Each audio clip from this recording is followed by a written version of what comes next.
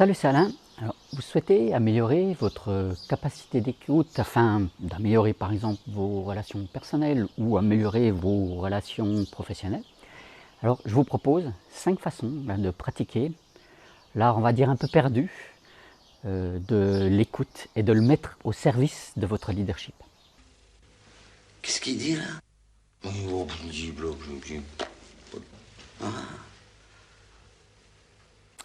Mais avant de détailler tout ça, si vous êtes nouvelle ou nouveau sur cette chaîne, sachez que j'y partage du contenu pour vous permettre d'optimiser votre quotidien, vous permettre d'optimiser votre vie et ainsi exploiter la meilleure version du leader et de l'entrepreneur qui est en vous. Le monde dans lequel nous vivons est en train de devenir un monde finalement où on écoute de moins en moins l'autre. Alors que c'est dingue parce que nous avons tous accès plus ou moins facilement à beaucoup d'informations, beaucoup de contenus, des contenus de tout genre. Là. Certains vont raconter leur vie sur les réseaux sociaux, d'autres diffusent leur savoir finalement gratuitement sur des plateformes comme YouTube ou vendent des formations en ligne. Mais finalement, on s'écoute les uns les autres de moins en moins. En fait, c'est certainement lié à cette surutilisation de technologies. Alors que l'écoute peut être vraiment un cadeau superbe que chacun d'entre nous pourrait recevoir. Et réciproquement, c'est aussi un très beau cadeau que nous pouvons nous-mêmes offrir. Malheureusement, ça semble être, comme je disais en introduction, un art perdu. Nous vivons dans un monde où beaucoup de personnes parlent, beaucoup de personnes critiquent, beaucoup de personnes jugent. Mais finalement, peu de personnes écoutent. Alors oui, c'est vrai, l'écoute est un comportement qui est difficile. Je reste persuadé que par exemple c'est une de mes forces, la capacité d'écoute et l'écoute active. Ça fait partie aussi de mon job, je pense qu'il y a une relation de cause à effet là. Mais je me rends compte souvent que je ne suis pas toujours impeccable. Et c'est pour ça que finalement je fais en sorte de continuer à apprendre à mieux écouter. Et voici quelques pistes que j'essaye de pratiquer, que je vous propose là, de tester afin d'améliorer votre capacité d'écoute. Alors tout d'abord, faites en sorte d'être pleinement avec votre interlocuteur. Là. Soyez présent.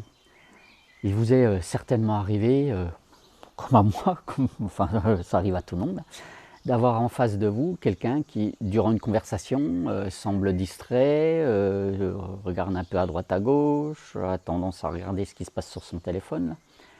Et je l'avoue, ça m'arrive aussi encore,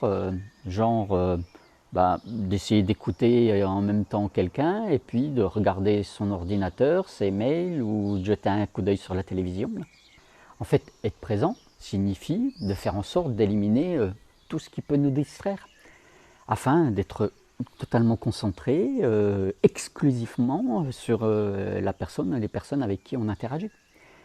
Alors c'est vrai, il faut au début beaucoup d'efforts pour être dans l'instant présent en ayant finalement les oreilles, le cœur là, ouverts, sans en plus laisser ses propres pensées là, reprendre le cycle infernal en repensant à ce qui s'est passé ou en anticipant ce qui va se passer. Moi je vous donne une petite astuce là, si vous voulez bien, pour améliorer tout cela. Avant d'initier une conversation, un entretien, un échange, faites un petit exercice de respiration où vous vous concentrez pendant, on va dire, 5 secondes sur votre inspiration. Ensuite, vous faites 5 secondes d'expiration. Vous répétez ce processus, allez, on va dire 6 fois, en utilisant peut-être un mantra aussi. Là. Je relâche, je relâche. 2 fois 5 secondes, 6 fois, ça fait 1 minute. En 1 minute, vous allez réussir à relâcher vos tensions physiques, vos préoccupations mentales. Et puis, une fois que vous vous sentez un peu plus serein, vous allez pouvoir mettre alors à ce moment-là une intention sur votre prochain rendez-vous, sur votre prochaine réunion. Dites-vous par exemple, je mets l'intention d'être à l'écoute de mon client ou de ma femme ou de mon interlocuteur au téléphone. Ensuite, la deuxième façon d'être mieux à l'écoute est d'apprendre à poser une question. Il est important pour avoir un échange constructif de rester dans le mode interrogatif. C'est ce que l'on peut d'ailleurs le mieux apprendre dans des formations telles que les formations de coaching. c'est savoir poser la bonne question. Personnellement, c'est un point que je cherche beaucoup à améliorer et je me discipline de plus en plus pour être capable de poser une question au lieu de me précipiter sur un conseil ou pour donner mon avis.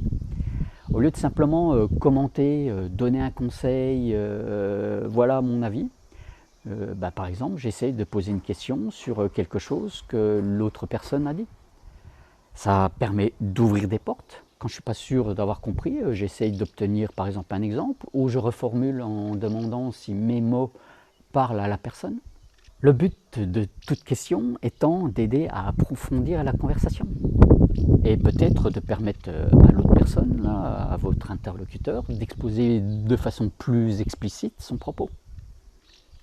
En 3, faites en sorte de poser une deuxième question. Les bonnes questions, finalement, sont la condition préalable à une bonne conversation. On vient juste de le voir. Mais parfois, c'est un peu comme éplucher les couches d'un oignon. Il va falloir éplucher, finalement, la conversation pour finalement rentrer de plus en plus dans le détail en ayant de plus en plus de questions. C'est bien de poser des questions, c'est encore mieux de poser beaucoup de questions. Plus vous écoutez, plus vous questionnez, plus vous recueillez d'informations et plus vos commentaires, votre attitude d'accompagnement va être efficace. En 4, faites en sorte de vous mettre à la place de l'autre et d'aller au-delà de vos propres interprétations, surtout cognitives, mentales.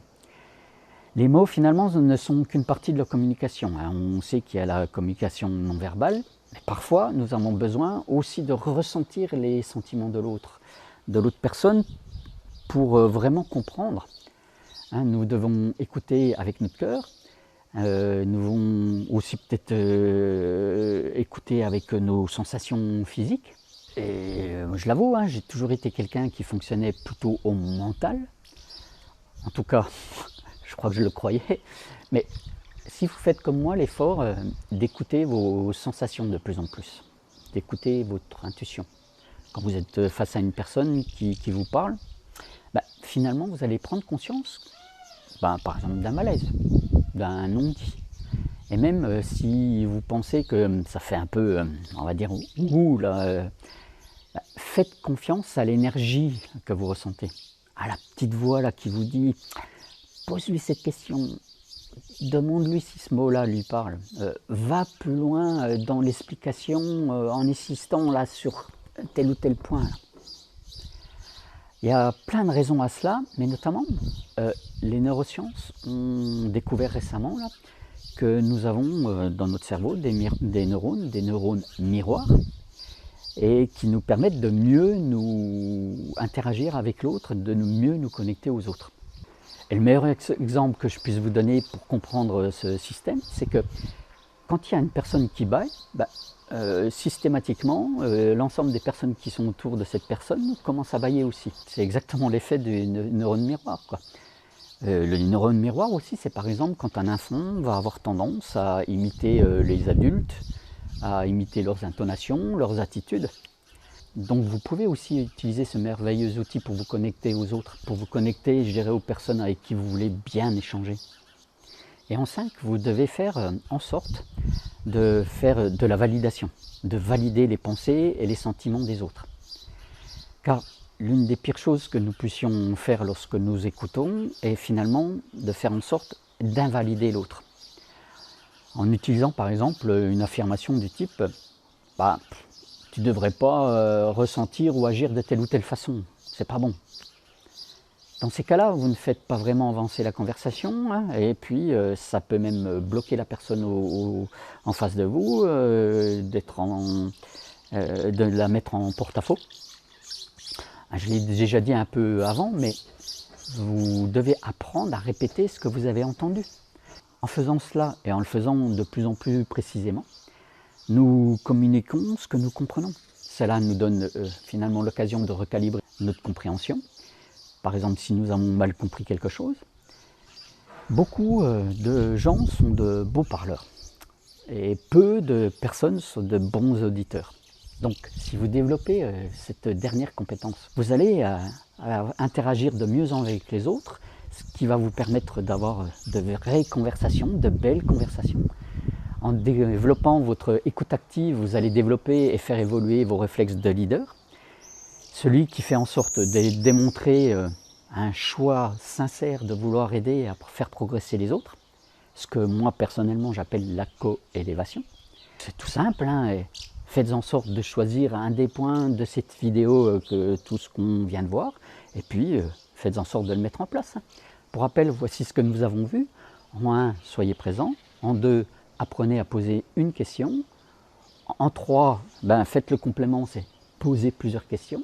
En 4, allez au-delà de vos propres interprétations, surtout mentales. Et en 5, vous devez faire en sorte de valider les pensées et les sentiments des autres. N'hésitez pas à me faire part des moyens que vous utilisez aussi pour améliorer votre capacité d'écoute. Ça m'intéresse, nous avons tous à apprendre les uns des autres. Et puis, en attendant de se retrouver très vite, explorez votre vie, passez à l'action, testez ces éléments-là, et ça va vous permettre d'exploiter la meilleure version de vous-même. À tout vite, ciao, bye.